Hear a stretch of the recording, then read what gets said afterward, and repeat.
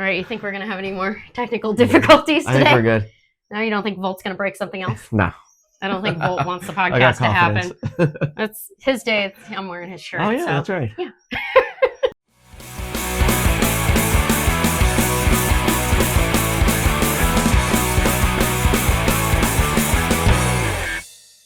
Hello, welcome to the Disc Dog Pod. I am your host, Jeff Hill. And I am the other host, Kirby McIlveen. And today, what are we doing?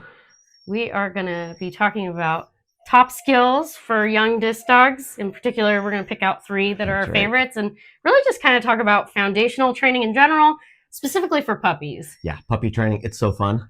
I love it. It's one of my favorite things. It's so funny because it's always like, for me, I feel like it's a chore.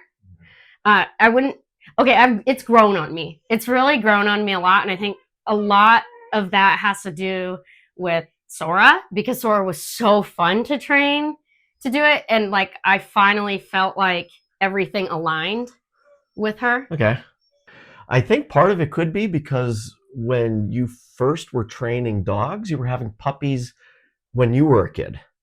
Yeah. Oh, and I wasn't a natural dog trainer and either. That's a tough thing. I mean, I didn't have dogs when I was a kid. I can only imagine how difficult it would be as a kid to train a puppy. That has to be really tough. A hyper puppy. Yeah. I mean, you had multiple. Yeah, and I wasn't very natural at the dog training thing either. Can you be as a kid? I don't know. Like a young kid. I don't know. I kind of think you can. I just don't think I really understood like psychology enough. I mean, I was pretty young when I started dog sports in general. I was 7. Yeah. So that's really young to understand. I was closer to 70. Okay, you weren't closer to 70. That's actually not accurate. That is so not accurate. It's ridiculous. That's not true. Don't lie. But yeah, I don't know. But the other thing too is like, I feel like I needed dog training skills to get my first couple of dogs to be good. And I struggled because Sketch and Flash, my first couple of dogs, were so talented that they really got by without a lot of dog training skill. Like I didn't have to train them that much because they were awesome. I did a lot more training with Flash, but it was like trick training. It was stuff that I could find more like on YouTube. I don't think when I started, there was a lot of information out there about foundation training in general. No, and it wasn't like YouTube didn't exist. Well, I mean, think about that. When I was little, it didn't exist, but when it did exist, I mean, it was very basic. Infancy, people weren't posting things. I mean, it was a big deal to see somebody train a dog to catch a disc, let alone, turn around, hightail it back and hand it off to you and drop all these other like complex behaviors that we teach now. That was not even existent at the time. And I couldn't find that information. I think for you, the other big thing that I give you a lot of credit for is that you didn't have somebody that was helping you training in your house, really. I mean, it was you doing all the main training. Yeah, it was. I mean, that's impressive. I was actually trying to undo some of my parents' training. That's why they ended up started playing with Sketch, because we couldn't all agree on the same word and the same cue and everything. Or that's a challenge of playing multiple dogs, but we could talk about that later. But yeah, so for me, it's been a journey with foundation training, but I've come to love it. I've come to appreciate it. And honestly, with especially like Flair and Sora, Sora was much easier. Flair was a lot harder, I feel like, but man, I just pushed through, and Flair's really easy to play with now, actually. And I attribute that to working so hard on her foundations when she was like under 18 months old, pretty much like, as soon as I got her up until 18 months, I mean, it was all foundation training. I still do foundations training, but, she's so much easier to play with. Sora's so easy to play with. And we'll talk about Link and Cheeky later, of course. But so tell us about why you love it. And because I think you had a little bit of a happier time with it in the beginning, and you were passionate about it pretty quick. Sure, yeah. When I started training dogs, when I actually decided... Yeah, what dog was that when you started training dogs? The first dog I feel like I truly tried to train was Slate. And he was a hard one. And he was tough. Yeah. And I still liked it. So it was something that in the moment, I don't know how much I was liking it, but I think now, or in no time at all, within a year or so of working on training with him, what I started to like was the results. Yeah, I was just gonna say, I don't want to talk ahead of you, but I was thinking, yeah, I think what you really liked was seeing the end result and then being able to play with him, and it was easy after. And the foundation training goes forever. So if you get the proper foundation and you put the work into it, in 10 years, your dog is still going to be using those foundation things that you taught them. And the rewards just keep coming year after year after year. So I really put a lot of time in it. I think especially for a disc dog trainer, I think I put in a very, very, very heavy amount of foundation training, a lot of different things all over the place. And I reinforce them even as they're adults. I still see myself doing things with Muse, and she's 12 years old, and I see myself doing these things with her when I'm working with her still, and I'm like, she doesn't need any of this. She already knows how to do all this stuff, but I keep reinforcing. Oh, I still have to reinforce it, especially with Sora, who's a border collie who, in my experience anyway, border collies, especially the smarter they are, the more they want to change the game on you. And they're like, yeah, I know we've been doing it this way for like 3 years and it's been super cool, but today I kind of feel like changing it up. So I constantly have to go back and reward Sora. But at least I feel like I'm armed with the knowledge and the skills to do that now. Whereas when I was a kid, I think I would have been fighting the disc from her. Like, I had to fight with Sketch and Flash to get the disc back in place. Yeah. It's been a journey for sure. Yeah. So I truly love it.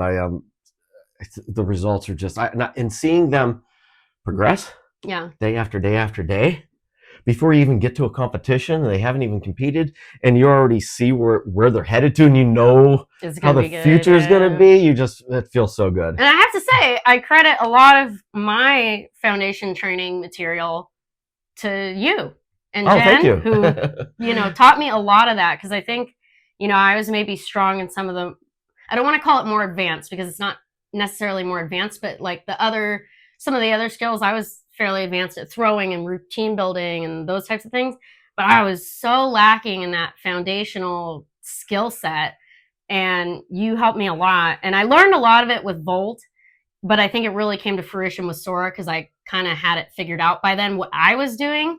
And it all kind of really came together with her, which is why Sora is such a great toss and fetch dog. Like, her handoff's awesome. She drops when I want her to drop. Like, we have the whole thing figured out. But that is a lot, and thanks to you.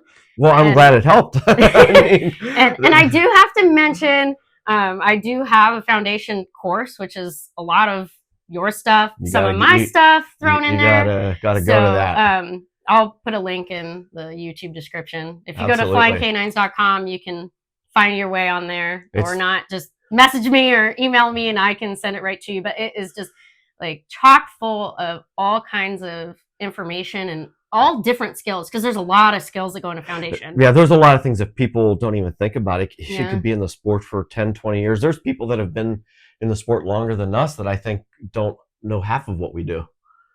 Oh, I agree. I think a lot of people are really surprised when they find out, because I've had some people ask me, pretty high level people ask me, what do I do to get this or that? Or, and I think people are starting to see it more because it's coming across now on multiple dogs. Right. It's not just Torch. It's not just Sora. Now you see Flair doing it. You see Link starting to have some breakthroughs, and I think it's probably similar with you. I mean, yeah, Muse was really awesome. That was probably the first dog most people saw you have like, whoa, that dog's foundations are just killer.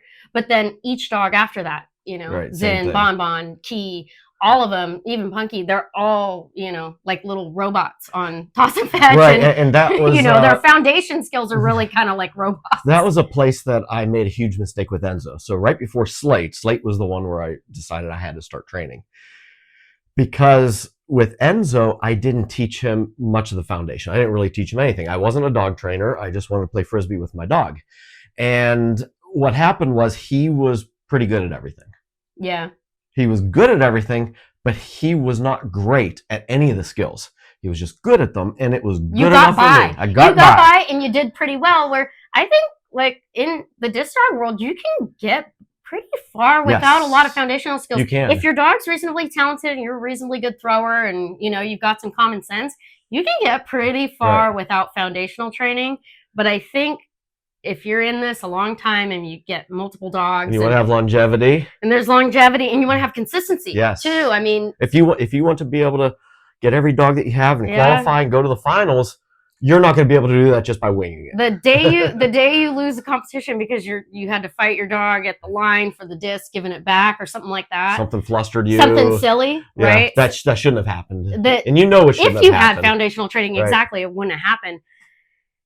Then you really see that. And I think we had, at that time, by the time of, Enzo, by the time of like Flash, we sort of were seeing what we really were missing, which was that foundation skill. And by realizing what was missing, I started realizing what could have been. And I didn't want to go through that again, because what I did was it's like I cheated my dog. It was my fault. Yes, and that's exactly how I felt. I felt the same way because I had Sketch, right? And a lot like Enzo. Same. Really spectacular. Same kind of stuff. And no offense, Enzo, but even more than like just having all the skills, Sketch was so superb at catching. He was. And Enzo was not. Like Sketch was kind of like, B tier, all the skills around, but then like catching was S tier. Like he was beyond. And that is everybody. Number one. And I felt like. And if you have that, you're given a gift. Yes, the gift of catch. Well, I did get the gift of catch, but the problem is our foundation training was so bad we could never get 5 throws and toss and fetch. Same. And I felt like this is so frustrating because if I was just a better trainer, we could have this all figured out, and I got the best dog in the world sitting in front of me. But unfortunately, by the time I kind of learned those skills and I started teaching Sketch, and Sketch and I were more on a rhythm, he was kind of like 9, 10 years old by the time that all happened. So he sort of aged out, so to speak. Yes, and if you get them to a certain age with certain patterns that they have, it is so difficult to get them back from it. You can. Oh, yeah. You can always improve it. You can always improve. I always tell people never give up, but it is difficult to really bring a dog back that hasn't been trained properly. Right. And then just turn them completely around and make them this perfectly trained dog. It's nearly impossible. It's really, really hard. And that's why, like, I know a lot of people, there's some misconceptions. There's some things that, you don't want to do disc dog training, at a young age. You don't want them jumping. Of course, for the safety factors, I agree on all of the safety pieces of that. You don't want them jumping. You don't want them doing, overexerting themselves, things like that. But I think, and this is my hot take, this is my big hot take, is that I think all the skills that you need for your dog to win a world championship, I think they can all physically be trained before 18 months old safely. I absolutely agree. Yeah, I think most of the things that you need, it all can be done when they're a puppy. Yes. And it's strategically better to do so because building the right habits is better than allowing them to build bad habits or no habits at all. Because then you're trying to fix them. You're trying to fix it or change it. Yeah, you don't want to be fixing it. You want to be molding it. If you're not creating the habits, it is going to be bad habits because they're just going to do it. Yeah, the dog's going to figure out something on their own. And I'll tell you what, it's a lot easier to confine and make some adjustments when they're little tiny puppy. It's a lot easier to wait them out on dropping the disc when they're little tiny puppy and they're not very strong. Versus like when they're big, like I'm just thinking Link in my mind. If I started now, strong, Link's 40 pounds. If he didn't drop, he'd be pulling me across the yard. He's stronger than me. I'd have so much trouble getting him to drop. And, it would be such a pain. I'd be tugging and fighting him. Right. And you don't want to do that. And I don't want to do that. And it's so much harder when they're bigger. So, and then it's not as fun for them. It's not as fun for you. You get frustrated. And you get frustrated. They get frustrated. Yeah. And then you have to try to just figure it out instead of just having the whole path created early on. Right. I always kind of describe it as I sort of funnel them into the right behaviors. Yes. I don't know if people know us well enough to know that we use positive reinforcement. We don't do, corrections or e-collars or any of that kind of stuff. So that might be a good note to Right, share out there. We do yeah. all positive reinforcement, and it's really kind of making adjustments to, maybe they're on leash to make sure they don't run off, or maybe we play in a smaller area to make sure they're not running so far away if they're going to do that. So those types of things. So funneling them into getting the behaviors we want, rewarding them when and they do I that. do to some degree let them choose some of the path that they like to take. It depends on what. For example, like a handoff, exactly where they'd like to bring it to me and things like that. I've found that every single dog, even if you train them the exact same way, have their own little nuances, a little thing that they might want to bring it to your right side or your left side or well, something that's like that. Sora. I mean, I do the give and go handoff, certain things, and that's themselves. a different. I agree. I think it's totally up to the dog. So I like to give them some leeway and make them really feel like they're part of the team as well. So that they have somebody, because of course they are. But a lot of people are like, you need to do this, you need to do this, and I don't want to feel that way. I want to help mold them. And just sort of like whenever you're a kid in school, it's not cookie cutter. and you're learning the material. Some kids learn differently than others, and some want to retain the knowledge, some don't care. You try to get all the kids to learn, but then when you graduation time, you have a bell-shaped curve of what you end up with, right? Right. And you're going to end up with that with your dogs. Sometimes they get there a different way. Yes. Too, right? Oh, exactly. So some people are going to be more artistic. Some are going to be more athletic. Some are going to be more scientific. Well, I was kind of like thinking like math. Like, some people really are good and quick with doing it in their head.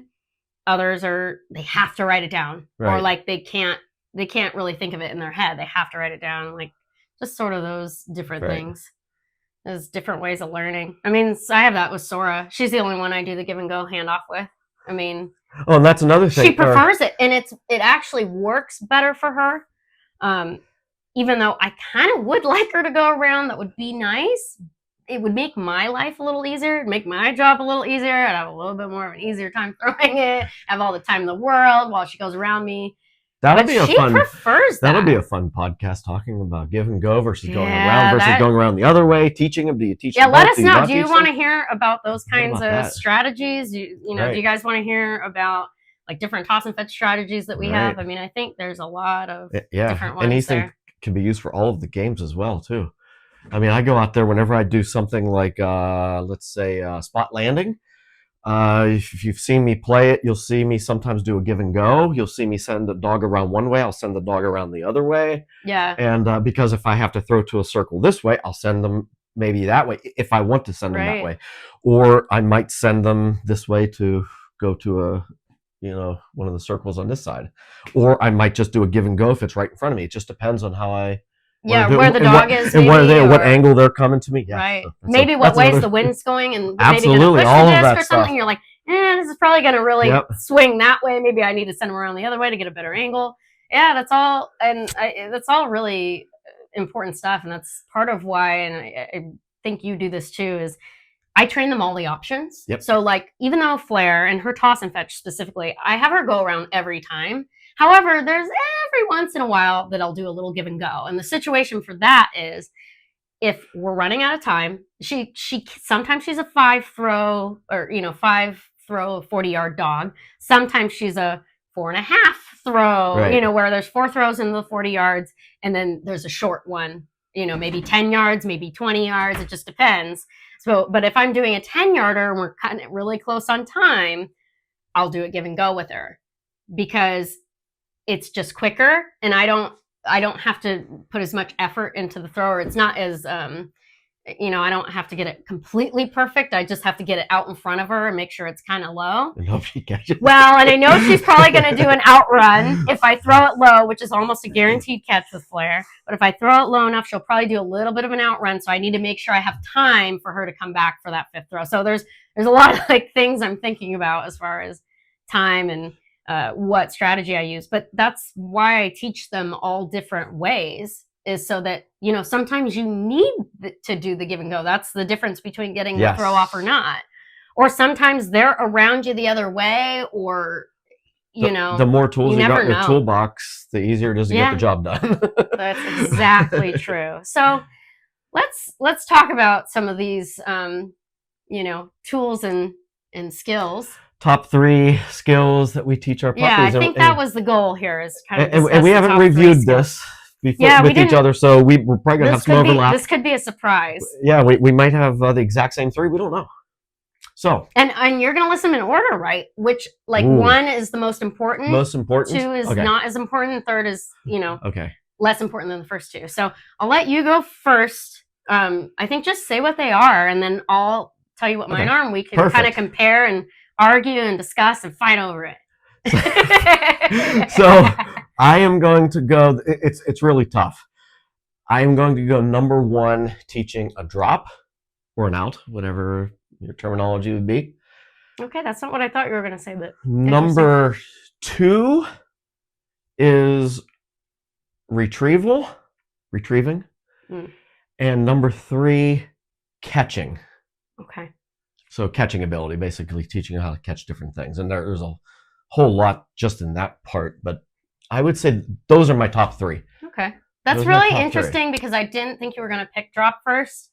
I'll tell you why I put it there. Yeah, it's the first thing I train, and there's a reason. It's the first thing I train now. Right? It's the first. Oh, I have a reason. It's the first thing I train now. Oh, there's a reason. And I've never had a problem with any of the dogs dropping, so I've just done that. See, I've had several. Always from the beginning. So that's going to lead into you already know.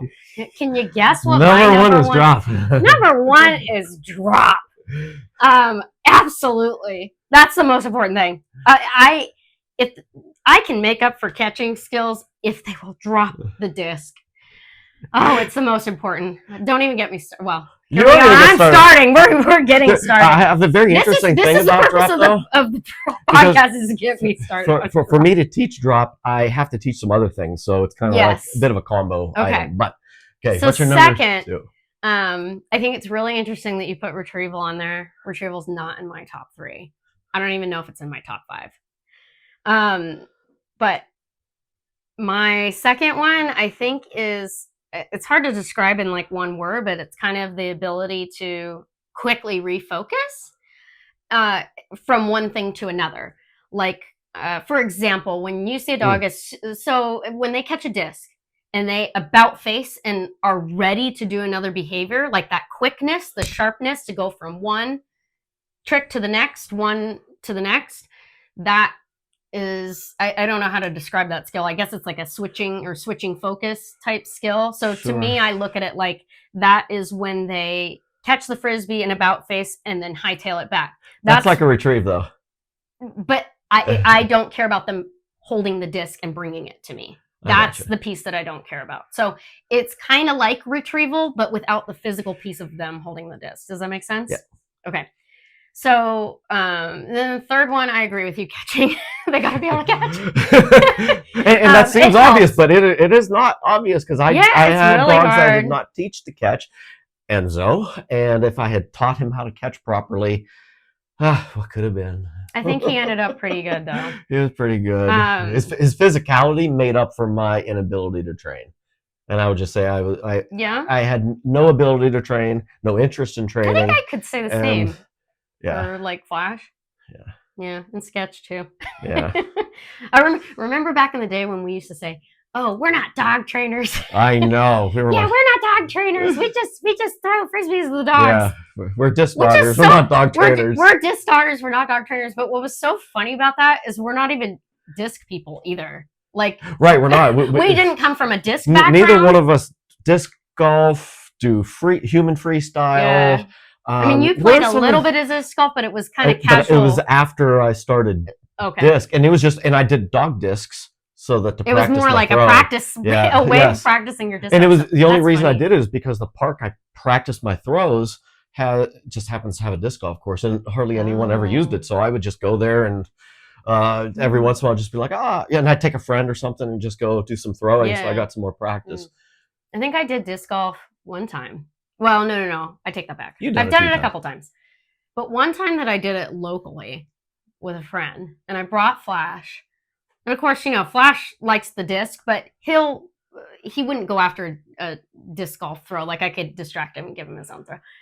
Honestly, I had more fun throwing a disc to Flash on the side than I did. Just the little baby throws? Oh, that's hilarious. That was more fun to me than doing the disc golf. You know what's so funny?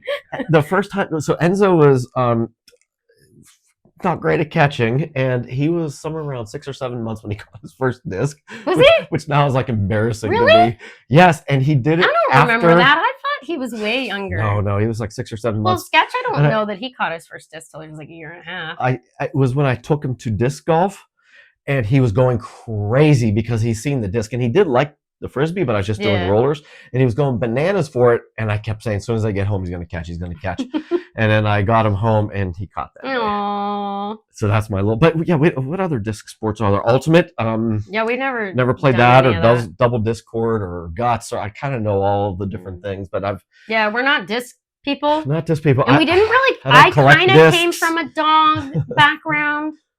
Like in the way that I was like shot out the womb into the X-Pen with the Yorkies, like that way of, dog background. You didn't really have either. No, but I had sports backgrounds. We'll talk about that someday, I'm sure. Yeah. But yeah, so let's get back to our top 3 skills. So we went over it. Yours was drop, retrieval, and catching, and mine was drop, like quick switching mentality. I don't know, like there's a word for this. I just can't think of it right now.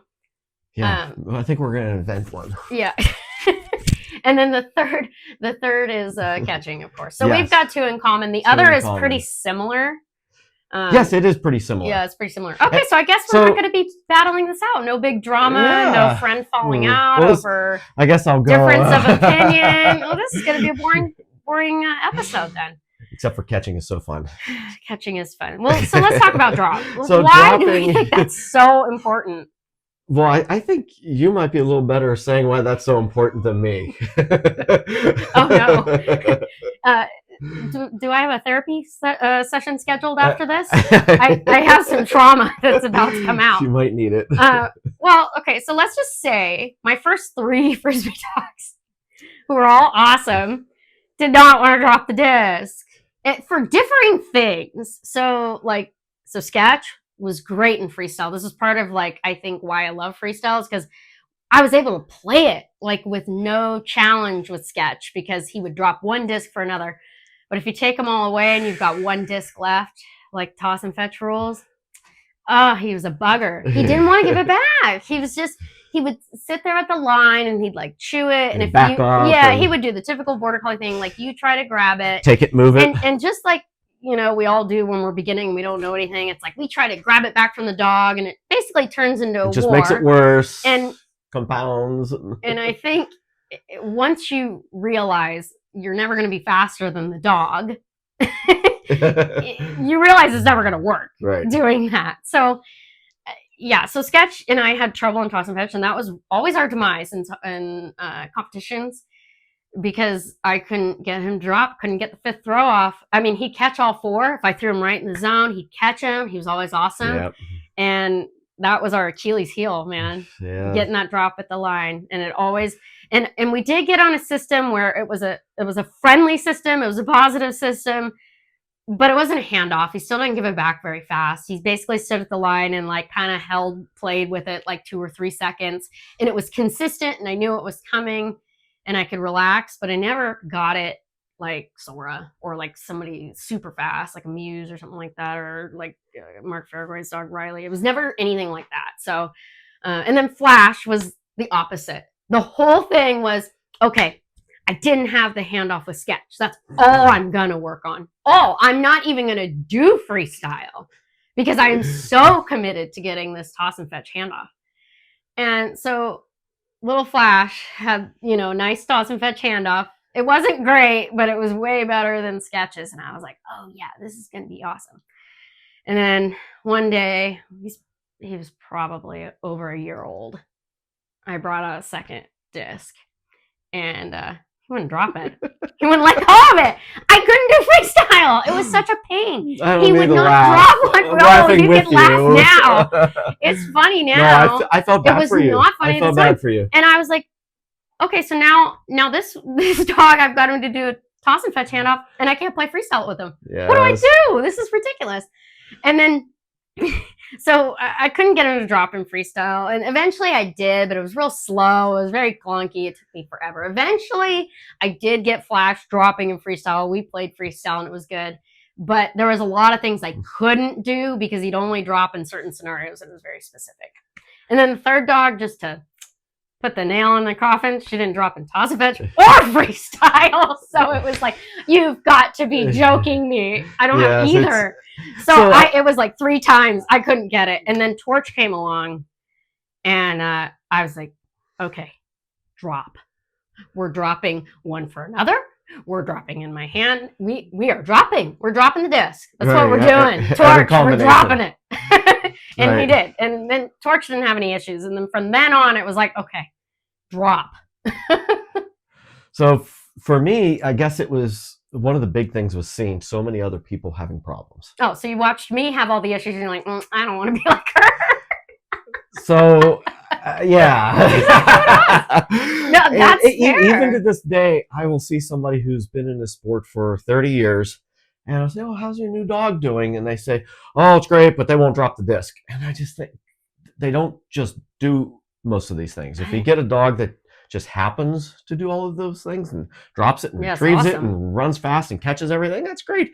That is, man, that's always nice. 1 in 1,000 or something. I mean, and I think especially too, to have it really good. I'm talking like, well, and really good in multiple to be able to do areas. So like even like my dogs, I'd have one that would drop in freestyle and not toss. Right. So whether it's multiple discs, drop when you want to drop, dropping close, anytime. Dropping far away. I always teach them.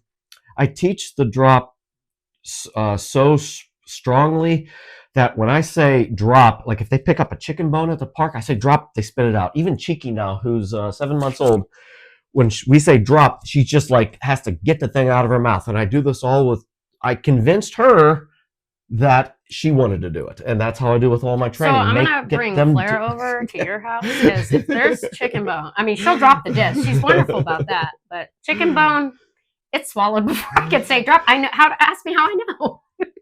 So the one thing about the dropping, I teach it with tugging. So at the same time I'm teaching dropping, I'm teaching a tug, which is teaching drive, to love the disc, bite the disc, grab the disc.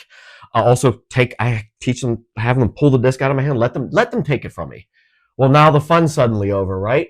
So because they got the disc, okay, well then what's going to happen now? We're not playing anymore, so it's boring. So to teach the dropping is fun. Dropping has to be fun. Mm-hmm. And it has to be 2 different ways. I want them to drop it in my hand for a handoff and toss and fetch or one of the games. And I want them to do it in freestyle away from me or close to me or wherever I want them to do it. Mm-hmm. So I feel like when I say drop, I got like a little string attached to their mouth and they drop it. I think it's the thing I teach maybe the best and the strongest. I've never had the problem, so it's not like I'm coming from that point of view like you, but seeing the other people and I mean, you can't compete. It makes it really, really difficult. So difficult. And so something you didn't mention that I'll mention that I feel is really important on the drop, and I kind of alluded to this earlier when I said I can make up for catching issues if they'll drop. And what I mean by that is, like, an example in freestyle is if I'm not worried about them dropping, if their dropping is exactly how it should be when I want it to be, it's kind of in the back of my mind. I'm not thinking about it at all because they're cueing off what I'm doing, which I automatically do. And they drop it at the correct time and I don't have to pay attention to it. So I can focus on making a well-timed throw and a good throw. If they're not dropping it soon enough, or usually it's soon enough, I can't make a good throw or I can't do it with good timing. Well, that is so tough too, because another reason with that, just like exactly what you're saying, dogs are usually on some kind of arc and you're usually turning or doing something. And if you're doing that and then you're going from headwind to crosswind to tailwind, that's going to screw your throw up badly too. Yeah, that's true. Yeah, if they hold on to because it now all you're thinking about is them dropping it. And when they do, you get the next one out. Absolutely. And now it's like, I was going to throw tailwind. By the time they did it, it's headwind now. And I screwed it all up. Yeah, that's exactly what I mean. And the other thing is, like, your reaction once they do drop to throw the disc has to be quick, because you don't want to just both be standing there staring at each other. That's also not going to look great.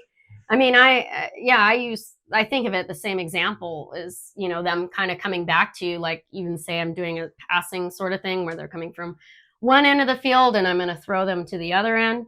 If I'm not sure, if I'm kind of guessing if they're going to blow by me, because I don't throw the disc unless they drop it, Right. Because 99% of the time, if they have it in their mouth and you throw another one, they're not going to drop it and go get the next one. They're just going to hold the same one. Even a dog that's trained really good with a drop, they probably won't drop it. Yeah.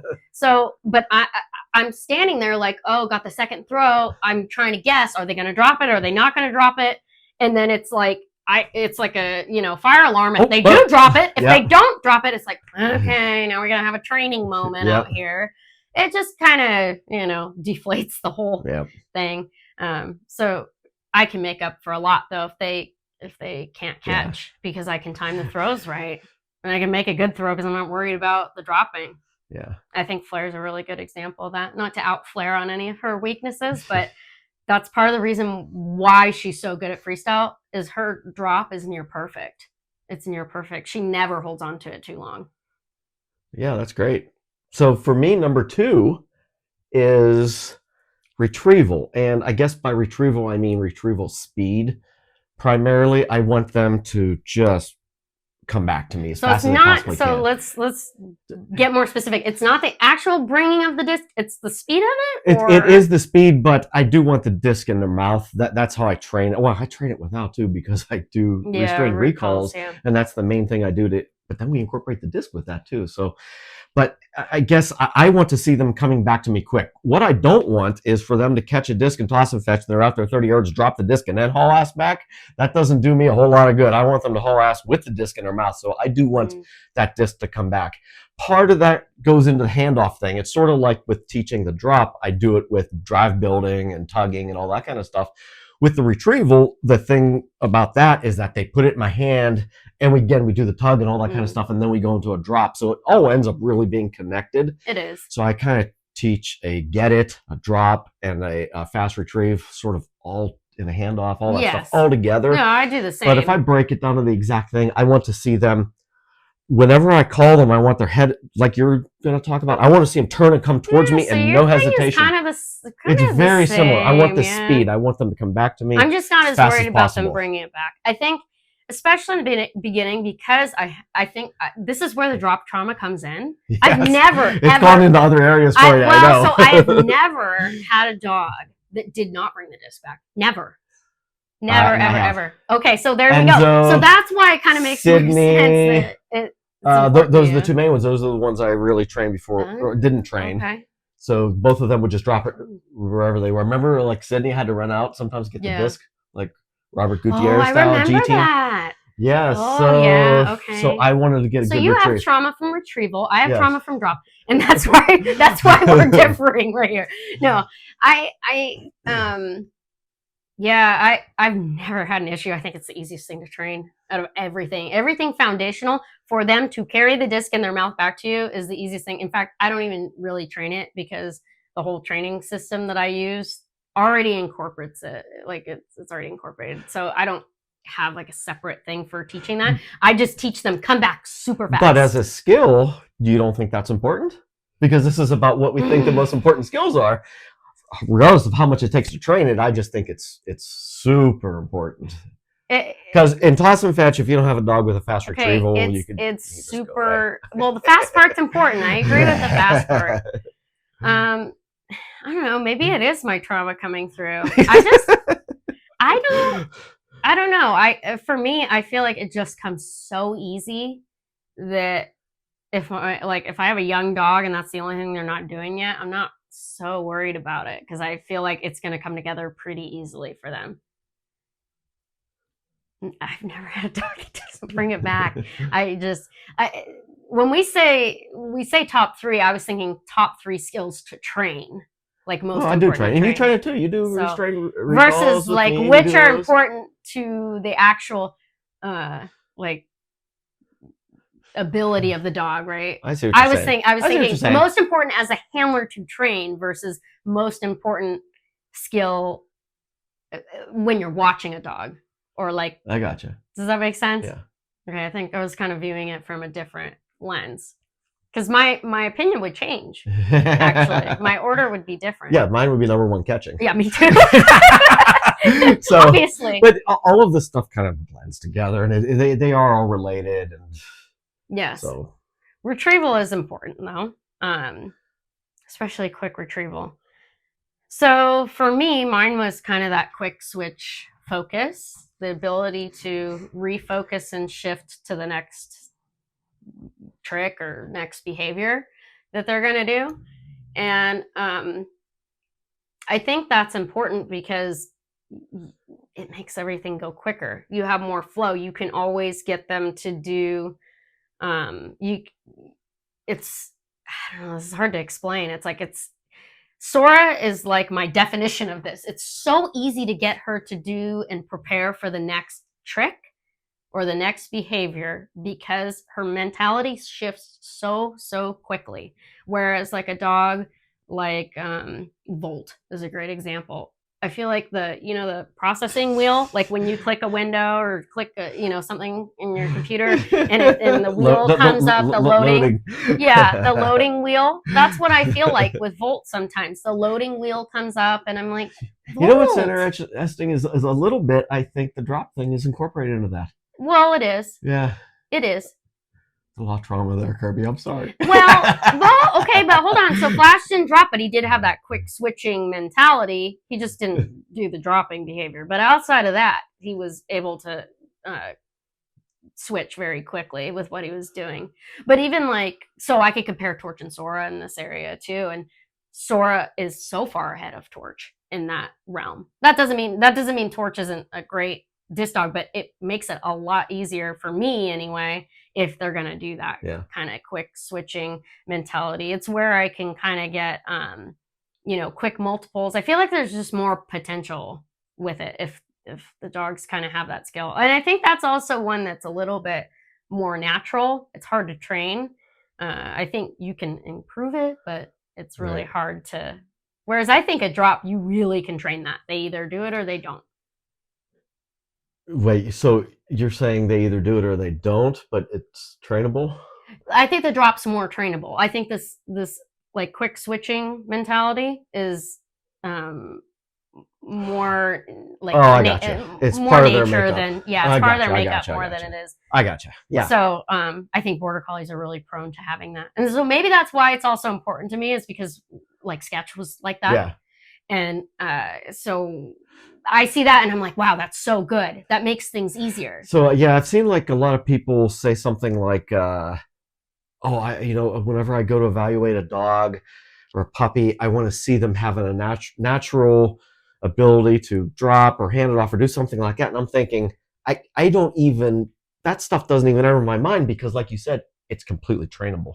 Yeah. So I don't worry about that kind of thing. No, I'm not worried about that either. That's a different discussion. But just the idea that I don't have any concerns about a dog dropping a disc because I know for sure if I get a puppy, they're going to drop perfect because I just know how to train it. But I think that refocusing thing is, when I say refocus, it's not out of them not focusing and then to focusing, but focusing right. One thing and another. Point B. That is a little bit of a nature thing. That's a little bit something they're born with. Are dogs that are really good at multiples, is that something you connect with that? Yeah. Yeah. And that's very closely connected, I don't do think. much with multiples. Generally, I've done them. I'm not saying I don't do them. I don't have any problems with them, but I don't do it a whole lot.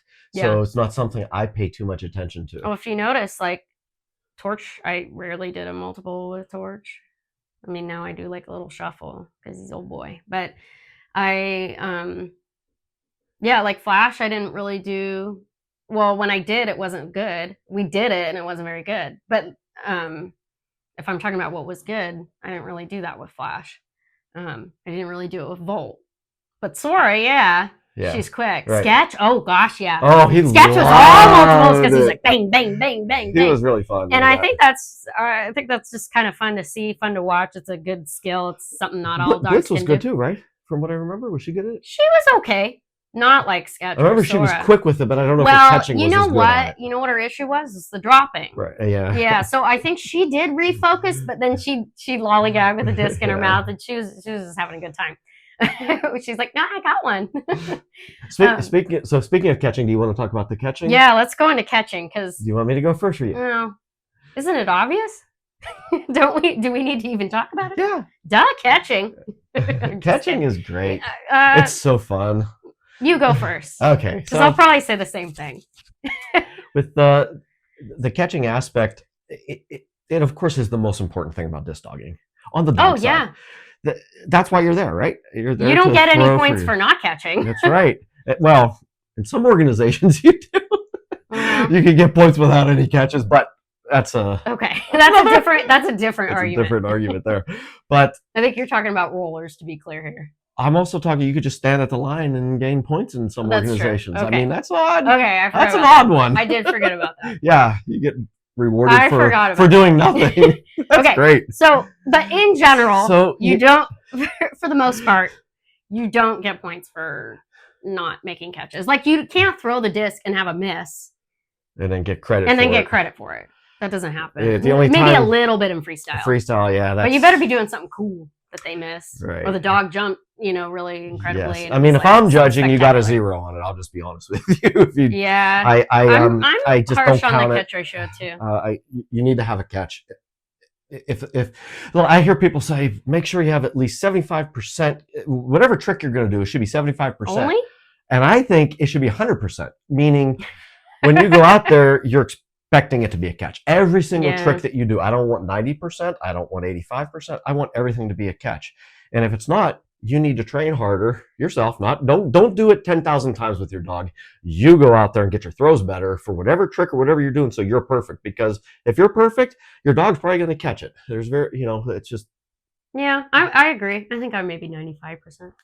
So but it's not 80%. That's for sure. It's definitely more like 95%.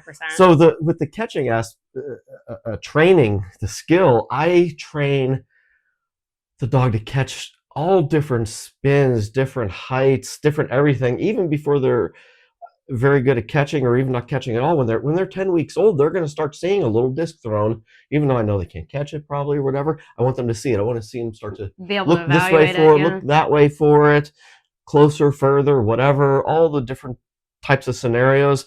And then as they get older and they start learning to catch, I'm immediately challenging them with catches. It might be something like a difficult one that they miss, a difficult one that they catch, and then an easy one for them. Kind of like that, mix it up, then throw it left-handed, right-handed, this type of throw, that type of throw. They start seeing butterflies early on, everything, every single type of throw. But I don't push them down their throat either. Meaning, let's say they're not very good at a butterfly or they're kind of afraid of it. A young dog can be a little afraid of it, not quite go for it because it can be scary when it's kind of flinging around all weird. If I notice that, it's just like they're not going to see that again for another 6 months probably. I just totally forget I even did that. Don't even worry about it. Let me move on. I think there's ways you can do it where it just makes it a little slower or, Of course. I'm trying to scare them. But with just every type of throw, if I see something that they're particularly having problems with, like let's say that if I do a left-handed throw and just from that angle, they're just not doing a great job with it, I'm not going to give them one after another, after another, after another, after another. Not because when they're young. That's going to really start reinforcing sadness with them. Maybe, well, you don't want them to, you don't want them to get discouraged. Yeah. You don't want them to. So I do try to make it fun, and even by mixing in those ones that I pretty much know they're not going to catch when they're young, I'm still going to mix them in there just so they see them. Just maybe not go over the top. Yeah, I pretty much do the same thing. The only time I didn't do this was with Torch, which looking back now was sort of a mistake. But at the time, I was not very good at throwing in a way that I could be sure of where it was going to go. Like I could throw it and like it might be catchable for a really good catching dog. But with Torch, he was really unsafe when he was young. Yeah. So I did kind of lean towards a lot of backhands, and I never did left-handed because it would be not a good throw. I wasn't as good of a thrower when I had him as a puppy. So I didn't want him to get hurt. So I kind of erred on the side of safety, and I did a lot of backhands. And that came to bite me later on because he didn't want to do left-handed throws. Like he looked at me like I was an alien when I did left-handed throws. He was like, what are you doing? Like I really struggled to get him to go after left-handed throws and like some of the other grips and stuff because he was like, this isn't how we play. What is this? And like I could see that I've seen that with certain dogs with upside down throws too. Yeah, they don't get it. Right. And they're like, I have no idea how to do that. So my dogs see upside down too. Yeah, when they're a puppy, they're not. Everything's exciting, and they just everything's new. They don't have an opinion really. No, they're just like, whoa, that's new, that's different. Like everything's new, so nothing's shocking to them. Right. And then as they get older, maybe you come up with a new throw, but it's no surprise. They're like, I've seen something kind of like that before. Well, whatever, you've already, the disc's in the air, I'm going to go. With the way we train and play with them, we've thrown out so many different things to them that it kind of doesn't matter They're what like, you do. It's a Frisbee. Yeah. I'm going to go get it. So now I kind of know that. I never thought of it that way. Even if I did know it, I don't know that I really could have done much different at that time with Torch because I wanted to make sure he was safe, number one. But now that I know that and now that I can throw better, I definitely think about that when I'm playing with, young dog or puppy. So they kind of get to see everything. If you have a dog that's really dangerous doing things like that, or if you don't have the skills to be able to throw all over the place in a controlled way, that can be a different situation. So number one, you have to be safe. Yeah, absolutely. And that is the number one thing. Well, so and another thing I wanted to bring up, which is kind of cool about our catching, is we'll kind of swap dogs when they're young and stuff and let them play freestyle with each other. And we also do pairs, so some of it is for that, but some of it's also like you do some throws that I don't typically do, and I do some throws you don't typically do. Like one that comes to mind is like you do the chest mac. I almost never do that. So my dogs would never see it if not for you. So we're kind of lucky in that way that, I trust you to play with them and not, have them land on their head or something. Right. And something you did, this is going to be leading into our talking about Cheeky and Link. Yeah. But when I saw you playing with Cheeky the very first time you saw her, you were doing a lot of really, really, really, really short throws. Oh yeah, multiples. Like multiples. Multiples. And I don't do multiples. Not saying I don't do a little throw like that now and then, but you were very focused on doing that type of thing. Yeah. So it is really good. And as soon as you did that, I was like, I even said it at the time. I said, I need to do more of that. Yeah. Because I saw her kind of like a little light bulb come on, and she kind of liked it. Yeah, she was like, whoa, this is really cool. And in a whole session, she might see like one of those for me. Right. And you did 10 in a matter of like 10 seconds. Right, exactly. So it's kind of good if you have somebody that you know and trust. I always think it's good too, just to get the dogs kind of playing with other people.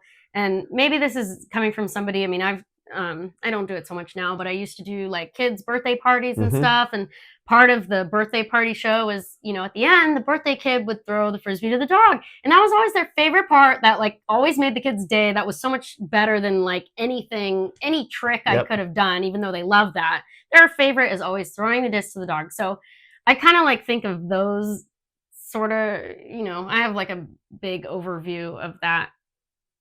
Thinking, I kind of think anybody should be able to play with my dogs. Maybe they won't play as good as they play with me, but maybe they should be able to play with somebody else. I love the idea of trying to get the dogs to be very well-rounded. Yeah. In whatever way that might be. And absolutely. And this is a perfect example for catching is other people playing with them, your friend playing with your dog a lot, doing pairs, toss and fetch, even if you aren't going to be competing or something like that.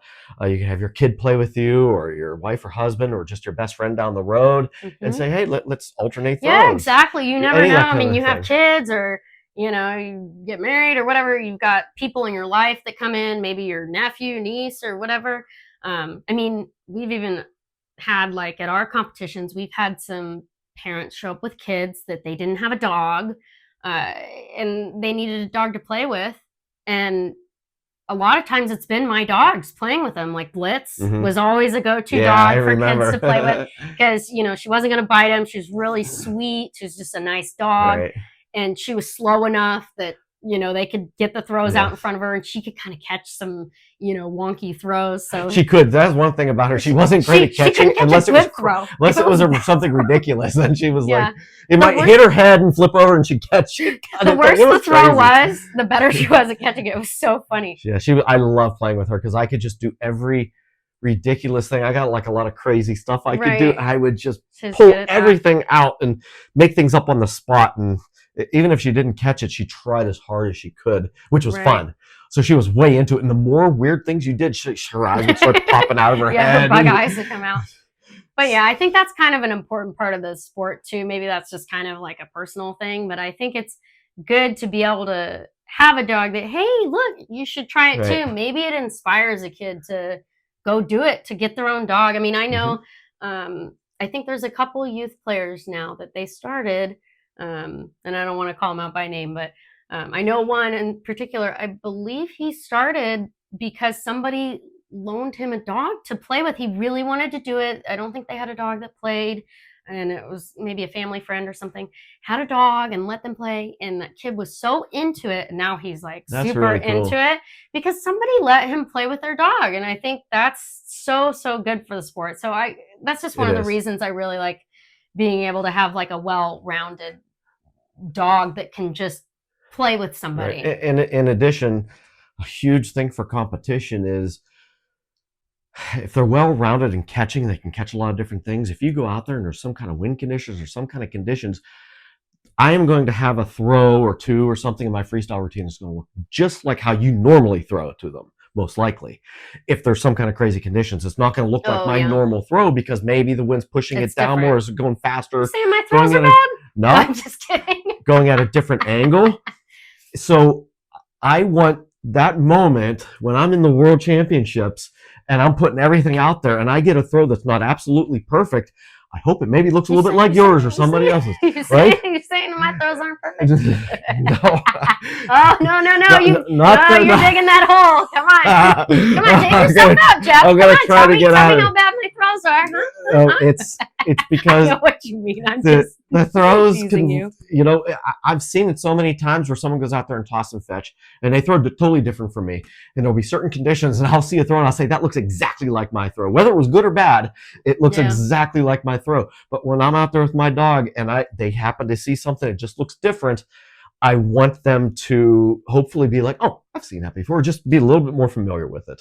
That's that well-rounded thing. Yeah, I agree. Yeah, I mean, I've even had some people that were not as good of throwers throw to like Sora, just because they're not as good a thrower. So it was a good opportunity for her to play like with my mom, to kind of get experience doing that and seeing different throws, just like you said, whether they're good or bad. But it's good to see different types of throws. Or even different, even if it's not good or bad, there's throws are just, it's just different. Yeah, exactly.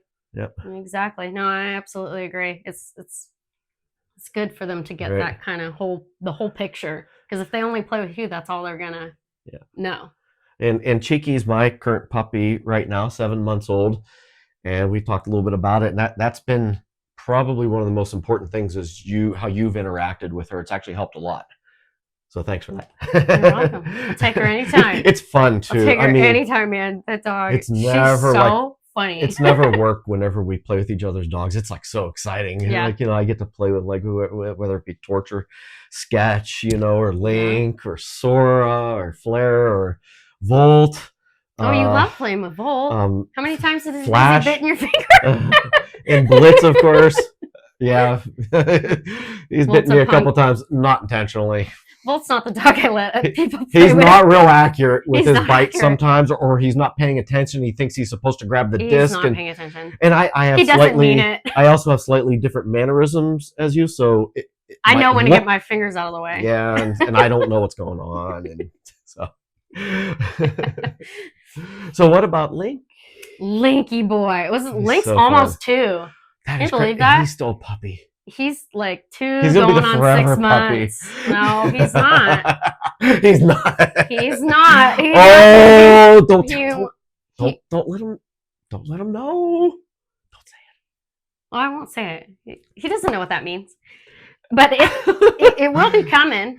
It will be coming. And he won't be. He won't know. Sorry, Link. You missed the joke. Maybe I missed it. Maybe I just chose to ignore it. Isn't this a family-friendly podcast, Jeff? Yes, it is. Okay. That's why we just go, right?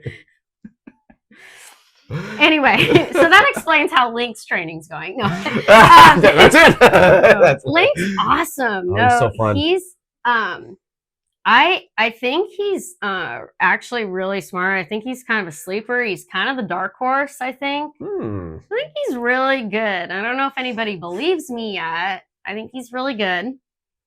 A lot of people have asked me, "Oh, how's Link doing?" Usually my response is something about his personality and how funny he is and how sweet he is and how social he is. He is so sweet. And not about the disc. The most important thing is all of those things you just mentioned. It is. And then usually whoever asks me that, their response is, so what you're telling me is he's not very good at Frisbee. He is. He actually really is. Okay, so I went out today, and before you came over, because I had to wear him out, because otherwise he would just want to weasel up in your face the whole time, and he'd be insufferable. So I had to wear him out. So we did some catching practice, which I haven't done with him lately, and I threw like all different angles, all different kinds of throws, high, low, all these different things. And I probably did around 20 throws with him. And granted, they were short, but I think he only missed one.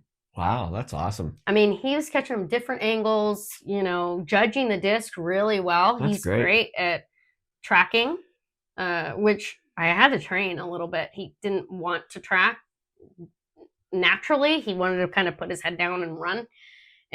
But I do know the breed tendency is kind of to do that. They don't have as much eye as I've seen when you said that, the first thing I thought of was Flash. Not because it was a good tracker. It actually was really good.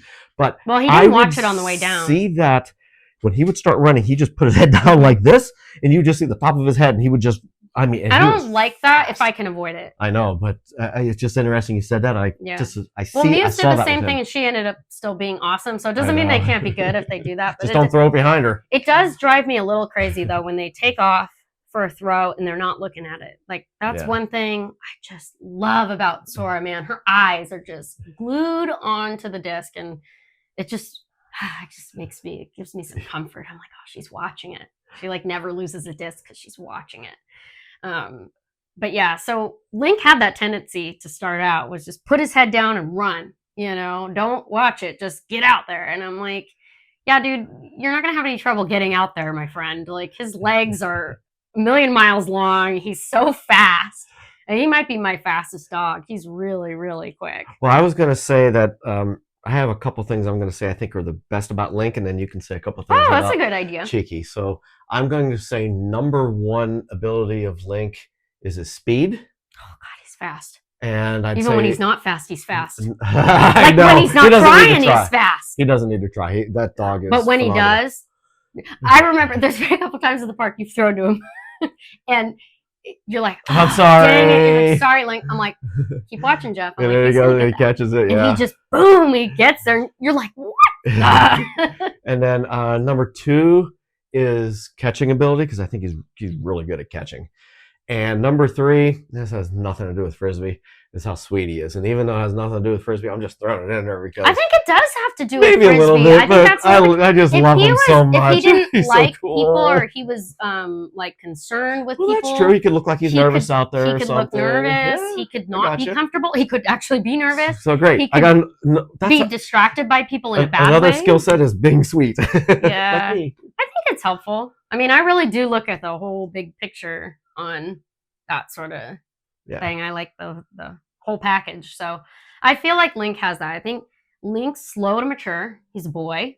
So I'm gonna just talk a little bit more about. Have I matured? I'll get to Cheeky, but I'm gonna talk about Link and just some of his weaknesses, just to put him out there. He's just a little bit slow to mature, and I think I'm not bothered by it because Flash is the same way, and Flash turned out spectacular. And when Flash kind of grew into his own at about 3-4 years old, whew, he was killer. And I think Link's just not there yet. Like he's a dumb boy. And he's just a big dumb boy. But he's got all those talent pieces. Like he's got a lot of the talent pieces. He hasn't put them all together yet. Like he's still processing a little bit. And he's very much a thinker. He's not balls to the walls. He's not going to do something he doesn't know is going to work. He wants to be accurate. He wants to know 100%. Oh, look who's coming out. He's like, you said balls to the wall. Torch came over and he's like, you must be getting ready to talk about me. I mean, Torch would just fling himself without thinking. He's like, let's go, guys. Yeah. And Link's like, nope, I got to think about it. So I do like that part of him. I know he's thinking about it and he is improving. So I'm like, okay, that's good. As long as he keeps improving. Oh, we said his name too much. Now he's like, what if he's it? So is there anything you want to add to Link, and then we'll kind of go into Cheeky? No, go ahead. Okay. Man, Cheeky return speed. she's really, really quick. She is. She's really quick. She had, that's kind of natural for her. She was just kind of did it pretty quick, but yeah. I reinforced it a lot. So who knows where it would have been if I didn't do that? Right. You know, I have a feeling she would have been quick, but she's going to be quicker, like, reinforced by it. It's like almost over the top because she's so young and legs are going a million miles per second and she's tiny. She's really small. How much does she weigh? 27. That makes her sound bigger than she looks. And she hasn't changed in about a month. She's little. So. She's little. She's so tiny, especially compared to Link. When they stand next to each other, she looks really tiny. She's very quick for her size, for sure. And I think her catching ability is really good too. It's surprisingly good for a small dog, you know, with a little mouth and stuff. She doesn't have a very big mouth. She's got teeth. I mean, have you rubbed her little teeth? Cheeky does have teeth. She's so funny. She's so funny. Gosh, this is gonna just sound like a repeat, but it's like I like her sweet personality too. I think she's really well rounded as a dog. Like, she is. She's very stable. Yeah, she's really stable. I think that stuff is underrated. I think being stable is so important. I mean, there is a lot of times that really comes to help you as the dog being stable. Well, it makes it a lot easier because everybody's seen the dogs, and I'm not criticizing it, but a dog where somebody just has to keep them put away, and then they come out just to do their rounds. Yeah, we've had those issues. They come out, they do their round, you put them back in, and the whole time you're stressing out about it. And are they going to do this or that on the field, or go after someone, or see something that's going to distract them or make them mad or whatever? And you're worrying about that versus having a dog where it's just like you're just hanging out at the sidelines when they call your name. You're relaxed. You can go out. You don't need to think about you don't need to micromanage them. No, I didn't have to worry. Man, that was like one thing with Torch. He just was like, okay, let's go. You want to shoot off fireworks over there? Okay, let's go play. and that was an interesting thing about, like, Enzo had this, when he was not on the field, he had issues. Yeah. And he was reactive and things like that. But as soon as he knew that I had the Frisbee, he did not care. Yeah. He was anything else going on in the world. I always was. Yeah, Flair's like that too. Had this dreadful feeling when I'm out there if another dog runs on the field. And he wasn't aggressive. He would never go after another dog, but he'd start snarling, and he was pretty small. If they kind of came up to him. Yeah, and then I'm worried a bigger dog's going to hurt him or something like that because he's going to go do all that stuff. And but it's happened, and he did not care at all. Even when he was hurting before and another dog got into the ring and was like hurting with him, he's just like, okay, we're like a teammate now. Yeah. It was so strange. So it was actually a good thing. It worked out well for him to be able to compete because that was like the one time he felt comfortable. It seemed in his life. Yeah. Like he could go out in the field and do it. Remember Blitz even was like not super comfortable in the beginning. Right. Because she had some dogs go after her and stuff. It took a little bit of time. She was definitely nervous. And then she got back to it, and then she was super happy. I mean, there were points where I was like, well, I don't want to put her out there if she's going to be, not happy. Yes. But then she would improve. So I was like, okay, I think she's getting out of it, and then I just really had to manage watching, other dogs and other people. And, it's what we do at events. Right. And, so she ended up loving it. So back to Cheeky. Is there anything else we want to talk about with Cheeky? That's it? Well, she's just awesome. She's awesome. She's so fun. She's cute. I love her. And she's adorable, and she has a lot of drive. And but it's only 7 months, so it's like, it's hard to. I don't know a lot. She's doing really good for 7 months. She is. Yeah, and I'm going slow with her. I only train her about twice a week, like an actual Frisbee session, twice a week.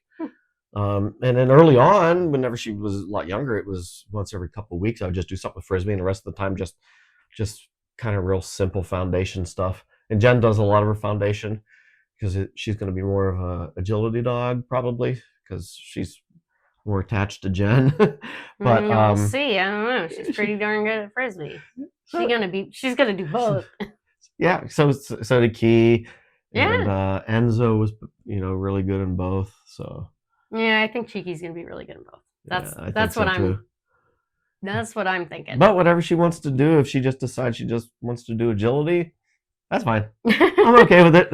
Whatever she likes. What's cool though is that Cheeky and Link are like total besties. They are. Oh, and man. they love each other. Link finally won her over. It's dangerous to put them out by themselves because you get They'll run just over. go. They go, and it's like scary for us. It's And the scary for bigger them the running. Yeah, they'll just go. Bigger the circle. They really love each other. Oh my gosh. It's cute to watch them together. Their personalities are so similar that they're pretty outgoing and things like that. And stuff doesn't really bother either of them. You know, they're just... They're both pretty well-rounded. It's kind are. of funny. They have a lot of similar strengths, and they're both pretty well-rounded. And one's about this big, and then the other one's... gigantic. Okay, we say Link's gigantic. He's really not that big. He's smaller than Torch. Okay, well, Torch is like a little pony. No, he's not. Torch is little. Flash was big. Flash has 10 pounds on Link, almost. Wow, that's crazy. I wish Flash was still around. We could like compare the size, but Flash is definitely a lot bigger than Link, for sure. So do you have anything else to finish off? Oh, man. I mean, we could talk about foundations stuff forever, probably. I mean, there's so much. Like any honorable mentions that didn't make the list for you? What do you mean? The things that we didn't, that weren't in our top 3 that you think is like right there or anything? Oh, yeah. I think something that's really underrated and that now we need with direction that freestyle's going more than ever is the dog's comfortability with you touching them and holding them and moving them in different positions and stuff. I think that's something that's underrated. And maybe it was not so important, 10, 15, 20 years ago doing freestyle, but a lot of these newer, innovative, different moves really require the dog to be comfortable with you holding them in all kinds of positions, being able to touch you, anywhere. I mean, I see dogs, I've seen that trick where the dog's standing on your forearms kind of thing. And, if maybe your dog does a back stall, but they're not used to touching you on your arms or something. That's a really good point. So there's kind of that mutual dogs being okay with touching you and them being, happy about you carrying them and holding them, those sorts of things. So I think that's something I call it a foundation skill because I teach it. I do it with treats. I hold them in different positions and treat them in those positions to try to get them to be comfortable when they're a little puppy. Another reason to train when they're a little puppy too, because it's easier to hold them when they're little. I guess one I would add would be all different types of discs. Oh, that's a good one. Materials, weights, different brands, sizes. Of course, when they're real young, you can't use a full-size disc, but you start out with the pup discs and then, maybe a Jaws and an Atom, and you could start bringing in like a Sonic and then Supersonic, and you could do the Hyperflex version of the pup disc, all those. And then as they get bigger, start incorporating fastbacks and things like that. And I always play with all of the different brands because I never know what's going to happen. Are they going to just decide one day they want to play with a different type of disc? Is it just going to be better? Am I going to get better at throwing a certain kind of disc? I don't know. Or depending on the event, you're required to use sometimes you're required to use discs, certain discs. It could be whether it's the quad, Skyhounds, IDC. They all have requirements for disc brands or weights or types or there's whatever. Limited options where and USDDN used to have a lot of restrictions, but now it's pretty much open to anything. So that one doesn't count quite as much. I'd say UFO and USDDN are pretty much similar. Anything you want to play with. AWI too. And AWI, that's right. And then, like I said, USDDN was about 10 years ago, maybe, that they kind of switched and they let kind of everything fly. Right. And then Updog allows pretty much anything. I think they pretty much allow anything that's dog safe doesn't have a hole in the middle. Yeah. And of course, if you come out to one of our events, the novice division, we pretty much let you play. You can play with anything as long as it's safe. Like a floppy disk. Floppy disk is not allowed in competition generally, but in a novice or intermediate, we're always okay with it. Sure. Yeah. Whatever gets somebody to get their foot in the door and come play. Yes. I think that wraps it up. Awesome. I mean, trust me, we could go on and on, but maybe that's another day of talking about foundation training. Thanks for joining us. I hope you guys liked it. Got any ideas for us? Let me know. There's doggy here. Just attack me. Yeah, thanks for joining us. Hope you liked it, and see you next time. All right.